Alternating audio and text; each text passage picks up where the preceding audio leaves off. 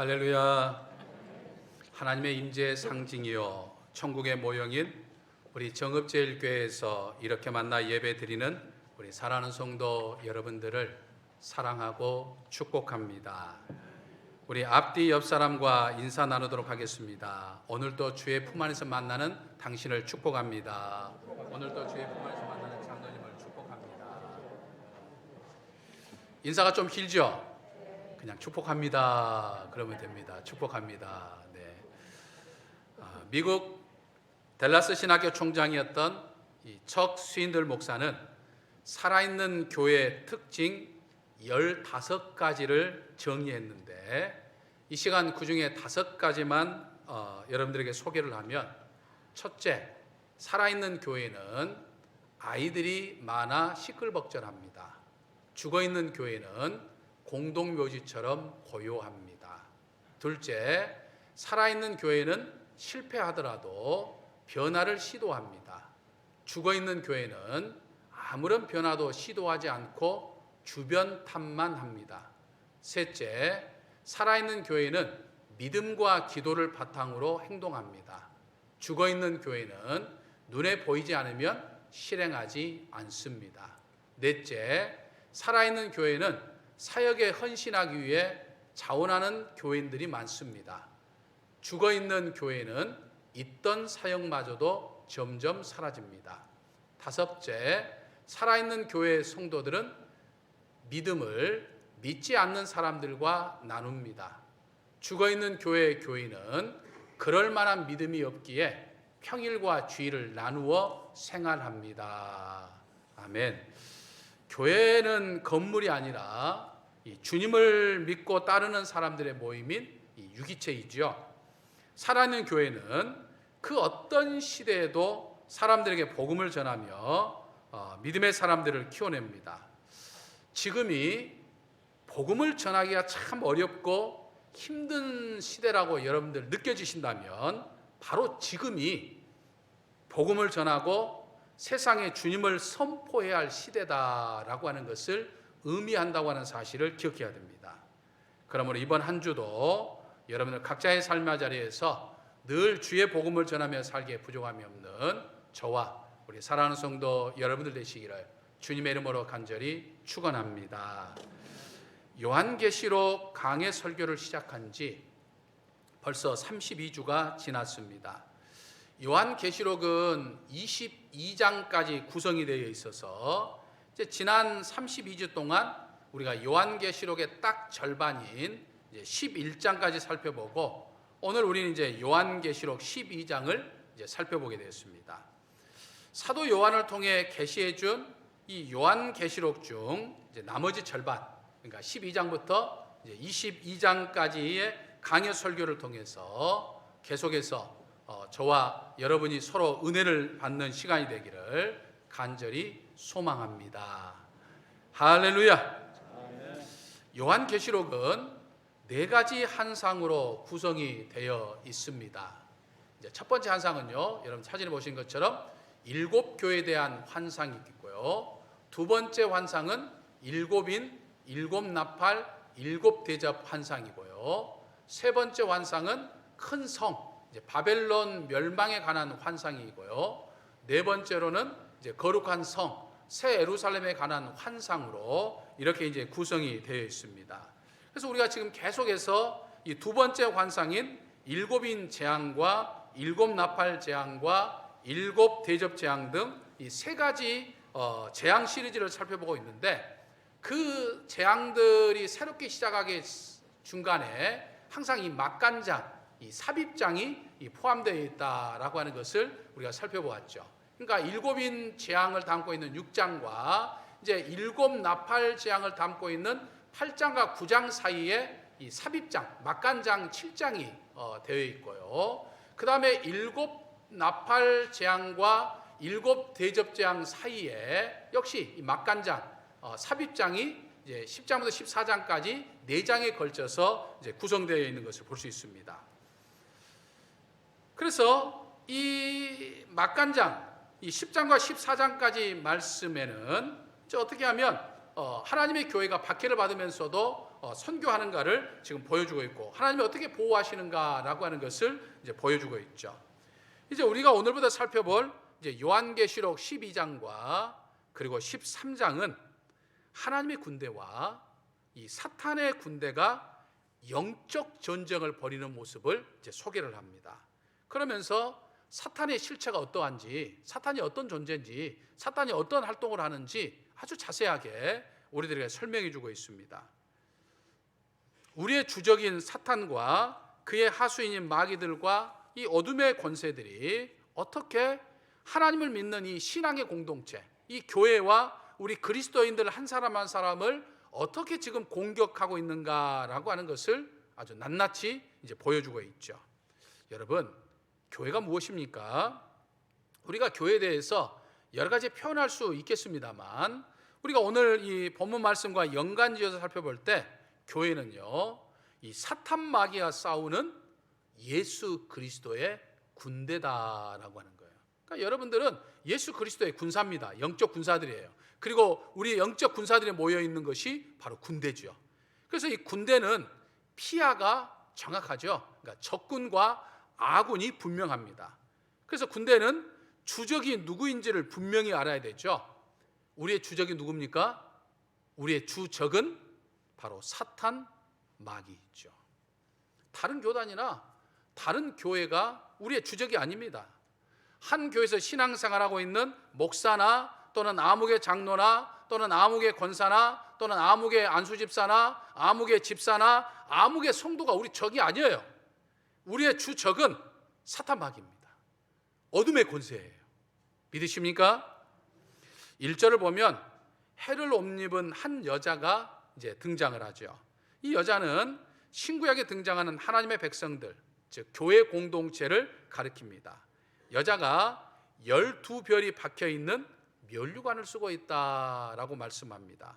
12별은요, 구약의 12지파와 신약의 12제자를 상징하기도 합니다. 다시 말해서 신구약을 통틀어 가지고 모든 하나님의 백성들, 즉 예수 그리스도의 보혈로 구원받는 교회 공동체를 지금 상징하고 있어요. 근데 2절을 보면 이 여자, 즉 교회는 세상에서 가장 아름다운 모습을 지금 갖고 있습니다. 해를 옷 입고 그 발 안에는 달이 있고 머리에는 12별이 있습니다. 무슨 말입니까? 해와 달과 별의 영광을 가지고 있다는 거예요. 햇빛과 달빛과 별빛의 찬란한 영광에 감싸인 가장 아름다운 존재가 바로 교회다라고 하는 것이죠. 교회는 그렇듯이 햇빛과 달빛과 별빛에 감싸인 존재로서 이 세상에서 가장 존귀하고 영광스럽고 보배로운 존재임을 말씀해 주고 있어요. 비록 교회가 온전하지 못하죠. 왜냐하면 교회로 모이는 우리들이 부족하고 연약하기 때문에 우리가 넘어지기도 하고 허물이 있기도 하기 때문에 연약한 사람들, 허물이 있는 사람들이 모인 교회가 완전하지 못합니다. 때로는 사탄의 미혹으로 허물을 세상에 드러내게 되죠. 그래서 그 드러낸 허물 때문에 세상 사람들이 비난을 받기도 하고 때로는 세상 사람의 조롱을 받기도 하지만 하나님을 믿는 교회 공동체 그 자체는 그 무엇과도 바꿀 수 없는 아주 존귀한 존재다라고 하는 거예요. 우리 주 예수 그리스도의 보혈의 핏값으로 세워진 것이니까 그 세상 어떤 것보다 존귀한 곳이 바로 교회예요. 그래서 사탄은 이 아름다운 교회를 망가뜨리려고 온갖 방법을 동원해서 교회를 공격하죠. 이 여자, 즉 교회를 상징하는 여자가 이제 아이를 베어서 해산하게 되는데 이 아이는 바로 메시아이신 예수 그리스도를 의미하죠. 하나님께서 우리 인간을 구원하기 위해서 인간의 몸을 입고 태어나신 이 성육신 사건을 지금 우리들에게 말씀하고 있는 거죠. 여자, 즉 교회가 예수 그리스도를 낳았다 지금 이렇게 표현을 하니까 아니 예수 그리스도께서 교회를 만드셨는데 어떻게 교회가 예수님을 낳을 수 있겠는가 이런 반문을 하는 분들도 있을 겁니다. 여자는 신구약을 통틀어 모든 교회를 의미하지만 지금 여기서 여자는 신약 시대 교회의 의미보다는 이제 구약 시대의 교회를 지금 의미하고 있죠. 다시 말해서 메시아가 예수님이 이스라엘 땅에서 태어나심을 이야기하고 있는 거죠. 여자가 아파서 예를 쓰며 부르짖는다고 하는 것은 지금 이 구약의 교회의 공동체, 즉 하나님을 믿는 하나님의 백성인 이스라엘 민족이 애타게 간절하게 메시아가 이 땅에 오시기를 소망하고 기다리고 있다라고 하는 것을 지금 의미하는 말이죠. 그런데 이 여자가 아이를 해산하려고 할 때 이 구약의 공동체에서 메시아이신 아기 예수님이 태어나려고 할 때 그걸 공격하는 존재가 있다라고 하는 거죠. 3절을 보면 큰 붉은 용이 나옵니다.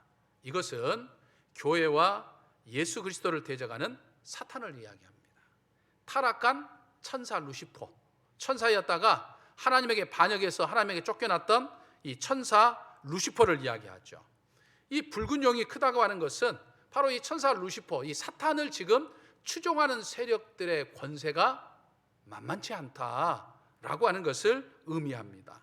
또 붉은 색깔을 가졌다고 하는 것은 이 사탄과 사탄을 추종하는 세력들이 얼마나 잔인하고 또 폭력성을 가지고 있는가라고 하는 것을 뜻하는 말이죠. 근데 재미있는 것은요, 이 큰 붉은 용도 7머리에 7 면류관을 가지고 있다, 이렇게 이야기합니다. 여러분, 이 용, 이 사탄은요 아주 모방의 천재입니다.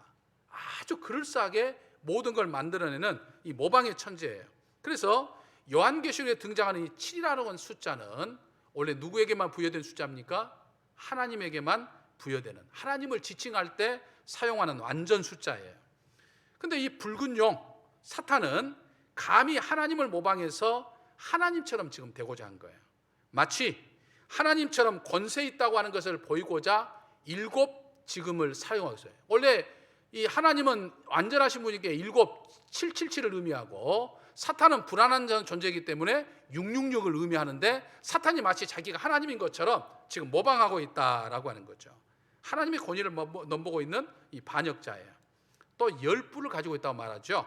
뿔은 절대적인 권력을 이야기하는데 10이라는 숫자 역시 7이라는 숫자와 마찬가지로 완전을 의미할 때 사용을 합니다. 그러니까 10뿔을 가지고 있다고 하는 것은 마치 사단이 하나님처럼 절대적인 왕권을 가지고 있는 것처럼 지금 모방을 하고 있는 거예요. 하나님이 아니면서도 하나님인 것처럼 지금 그렇다는 이야기죠. 우리는 뭐 밖에서 종종 이 고음을 맞닥뜨릴 일이 별로 없지만은 외국의 밀림 지역에 사는 사람들은 종종 이 고음을 맞닥뜨릴 일이 있다고 그래요.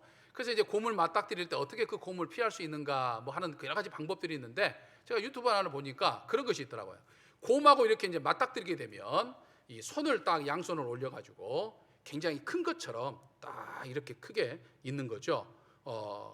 그러면 고음이 보고 키가 큰 것 같아서 슬쩍 쳐다보고 그냥 지나간다라고 하는 거예요. 우리 인간은 절대 고음보다 힘이 셀 수가 없어요. 근데 마치 센 것처럼 딱 폼을 잡는 거예요. 사탄이 마찬가지 그런 거예요. 불완전한 존재고 권세가 있긴 하지만 세지는 않는데 마치 자기가 하나님인 것처럼 지금 이 모방을 한다는 거죠. 여자, 즉 교회와 용, 즉 사탄이 똑같이 면류관을 쓰고 있지만, 그래서 우리가 번역할 때 면류관으로 번역을 하고 있지만 헬라어 언어를 보면 이 면류관으로 번역된 단어가 완전히 다릅니다. 두 단어를 각기 다르게 사용하고 있어요. 여기서 여자가 쓰고 있는 면류관은 헬라어로 디아데마라고 하는 단어를 사용하고 있는데 이 말은 하나님께서 직접 씌워주신 면류관을 의미합니다. 예수 그리스도가 직접 씌워주는 면류관을 이야기해요. 그러니까 교회 성도들은 하나님이 직접 씌워주신 면류관을 지금 딱 쓰고 있는 거죠. 하지만 사탄이 쓰고 있는 이 면류관은 헬라어로 스테파노스라고 하는 단어를 사용하고 있는데 이 말은 하나님이 씌워준 것이 아니라 자기가 쓴 거예요. 자기가 쓰고 있는, 스스로 쓰고 있는 면류관을 이야기해요. 그러니까 모방의 천재인 사탄은 예수님이 교회에게 주신 것을, 주신 면류관을 똑같이 흉내내서 쓰고 있지만 자기 욕심으로 억지로 만들어 쓴 가짜 면류관이다라고 하는 것이죠.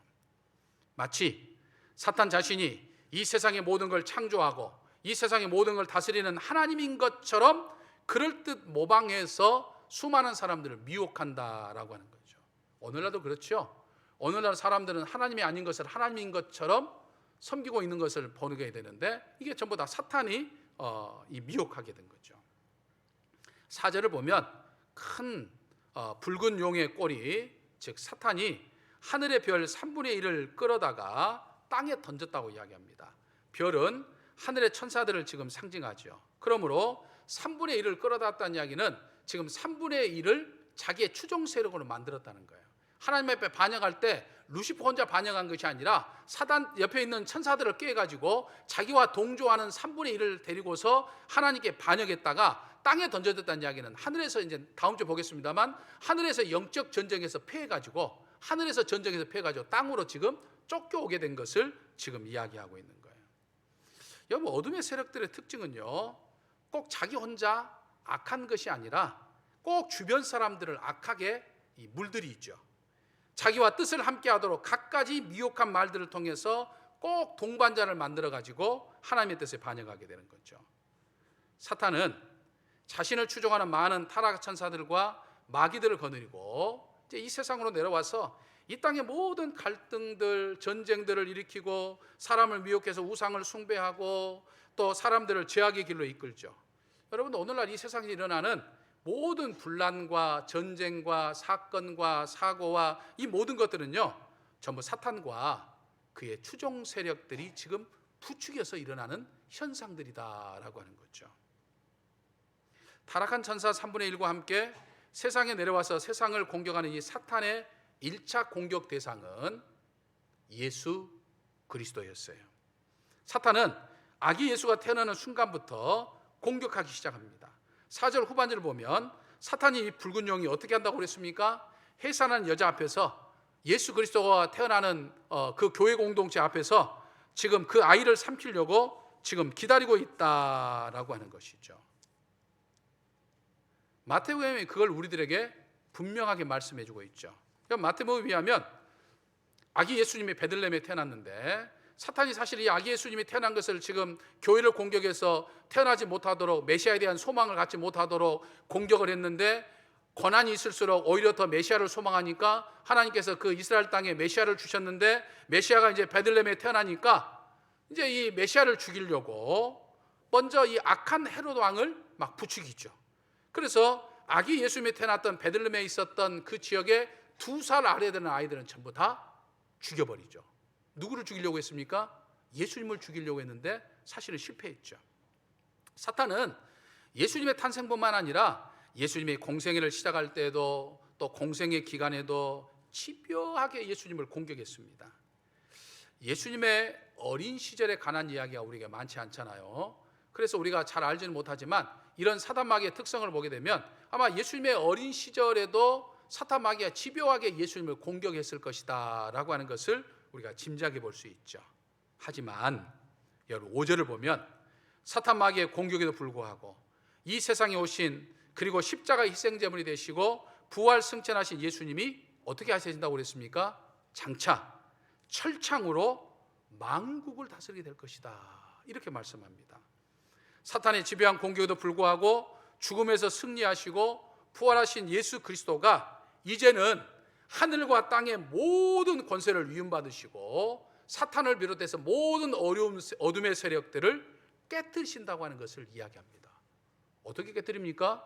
철장, 철로 되어 있는 이 몽둥이와 같은 이 아주 든든한 철창을 가지고서 흙으로 만든 이 질그릇을 깨뜨리듯이, 잘게잘게 깨뜨리시듯이 사탄과 그를 추종하는 모든 어둠의 세력들을 예수께서 잘게잘게 부러뜨리며 심판하신다라고 하는 것이죠. 여러분, 그때는요, 그 어떤 세상 나라도, 그 어떤 권세도 예수 그리스도의 심판에 견디지를 못합니다. 그렇게도 집요하고 그렇게도 잔인하게 1세기 성도들을 짓밟고 억누르는 로마 제국의 저 강한 권세도 예수님의 심판을 견디지 못한다라고 하는 거예요. 사탄의 공격 속에서도 이 땅에 태어나신 예수 그리스도가 십자가의 구원 사역을 완수하시고 하나님의 앞과 보좌 앞으로 올라갔다고 이야기했습니다. 그리고 하나님의 보좌 앞에 앉아 계셔서 이 어둠의 권세를 심판하신다는 거예요. 여러분, 믿으십니까? 여러분, 이것을 한번요, 여러분들 집에서 따로 나중에 요한계시록을 읽어보면서 한번 이 부분을 한번 여러분들 한번 읽어보시고 깊은 한번 묵상을 한번 해보시기를 바랍니다. 이게 우리에게도 위로가 되지만 당시 로마 제국에 철저하게 짓밟혔던 이 1세기 그리스도인들이 이 사도 요한을 통해서 이 말씀을 들었을 때 얼마나 위로가 됐겠어요. 얼마나 소망이 되고 힘이 되고 통쾌하게 되겠습니까? 그렇게도 잔인하게 짓밟는 저 로마 제국이 예수 그리스도의 권세에 의해서 산산이 부서진다고 하는 그 이야기를 듣고 얼마나 위로가 됐겠느냐 이 말이에요. 여러분 생각해 보면 우리 역시 참 신나지 않습니까? 위로가 되지 않습니까? 지금 우리 한국교회 현실과 우리의 현실을 보면 여러분들 얼마나 답답하십니까? 계속된 코로나 위협 속에서도 또 경제적인 것을 비롯해서 갖가지 어떤 어려움 속에서도 우리는 흔들리지 아니하고 이렇게 정말 예배 자리를 지키면서 우리가 믿음의 삶을 살아가고 있지만 여전히 우리의 삶이 얼마나 지금 어렵고 힘듭니까? 세상을 보고 우리의 현실을 보면 정말 즐겁고 행복해서 막 감사해야 되는데 우리의 마음을 어둡게 하고 우리의 마음을 답답하게 하는 일들이 얼마나 자주 일어납니까? 우리가 옳고 그름을 떠나서 156명이나 되는 우리의 자녀들이 죽어갔는데도 누구 하나 책임감을 가지고 이 슬픔에 처해 있는 국민들의 마음을 다독일 만한 행동을 하는 지도자 하는 사람이 없는 현실 속에 우리 살고 있어요. 정말 세상은 점점 한치 앞을 볼 수 없을 만큼 얼마나 혼탁해져 가고 있습니까? 마치 죽음과 어둠의 기운이 가득하고 있는 것 같아요. 교회로서는 우리의 허물과 우리의 부족함을 마치 기다렸다는 듯이 어둠의 권세들은 자꾸만 우리가 허물을 드러내면 마구 공격하고 또 교회를 바라보는 사람들의 마음을 시선을 아주 싸늘하게 만드는 그런 상황 속에 우리가 살고 있어요. 아무런 위로와 희망이 보이지 않는 것 같아요. 그저 막연하게 잘 되겠지 하는 어떤 무기력함 속에서 하루하루 살아가는 것 같아요. 근데 여러분 바로 이런 상황이 지금 사탄을 추종하는 어둠의 세력들이 지금 원하는 상황이에요. 하지만 그런 사탄 마귀의 공격은 때가 되면 어떻게 된다고요? 예수 그리스도에서 산산이 부서지게 되는 거예요. 그렇기 때문에 교회는 정말 어두면 어두울수록 힘들면 힘들수록 암울하면 암울할수록 답답하면 답답할수록 오히려 이 모든 사단의 권세 어둠의 권세를 일거에 무너뜨리고 부숴버릴 예수 그리스도를 바라보면서 굳건하게 우리 믿음의 자리를 기도의 자리를 예배 자리를 지키며 나가야 되는 거예요. 믿으십니까? 아멘이십니까? 6절을 보면 여자가 사탄의 공격에 의해서 광야로 피해왔지만 그곳에는 하나님께서 이 양육하기 위해서 예비하신 곳이 있다 이렇게 이야기합니다. 우리나라 번역 성경에는 양육한다 이렇게 되어 있지만 영어 성경에 보면 be taken care로 되어 있습니다. 다시 말해서 하나님이 돌보신다 말이에요. 돌보신다는 거예요. 하나님은 교회를 돌보기 위해서 곳곳에 하나님의 피난처를 예비해 왔어요. 지금 한국교회 어려운 상황이 있지만 하나님은 지금 한국교회를 다시 일으키기 위해서 피난처를 지금 하나님의 놀라운 손길을 지금 예배해 놓으셨다라고 하는 거예요. 그러니까 교회가 아무리 핍박을 당해도 교회를 돌보시고 양육하고 지키셔요. 왜냐하면 교회는 주의 몸 되신 교회니까. 여러분 우리보다 먼저 사탄 마귀의 공격을 받는 유럽과 미국의 교회들이 텅텅 비어가지만 여러분 놀랍게도요 미국과 유럽 텅텅 비어가고 있는 미국과 유럽 교회 중에서 일부 깨어있는 남은 자들을 통해서 하나님께서 새로운 부흥의 불길을 지금 일으켜가고 있는 그런 교회들의 모습들을 보여주고 있어요. 오늘날 한국교회도 사탄 마귀의 공격으로 교회 사람들이 빠져나가고 정말 무기력한 것 같고 영적인 권세를 잃어버린 것 같지만 하나님은 한국교회 곳곳에 이렇게 하나님 앞에 예배드리고 있는 남은 자들을 통해서 생명의 빛을 다시 한번 하나님은 지금 틔우고 계시는 거예요. 피난처를 하나님은 지금 마련하고 계시는 거예요. 믿으십니까? 그 생명의 빛이 우리 정읍제일교회와 그리고 오늘 예배를 드리는 저와 여러분들을 통해서 이루어지기를 주님의 이름으로 간절히 축원합니다. 할렐루야. 은총의 아버지 하나님, 예수 그리스도가 이 땅에 오시기 전부터 메시아 오심을 갈망하던 하나님의 백성들을 통해 이 땅에 예수 그리스도를 보내시고 인류의 구원을 이루어 주시니 감사합니다. 예수 그리스도를 공격했던 사탄의 공격은 오늘날 예수님을 나의 구주로 믿는 저희 믿음의 사람들로 이어졌지만은 결국 이 사탄 마귀는 예수 그리스도에 의해서 철저히 부서지고 심판받는다고 하는 사실을 생각하며 이 사탄 마귀와의 매일매일 계속되는 영적 전쟁에서 승리하며 살아가는 저희가 되게 하여 주시옵소서. 저희 각자의 삶의 자리에서 하나님을 기쁘시게 하게 하시고 사람들을 행복하게 하는 기행신앙의 삶을 살게 하여 주시옵소서.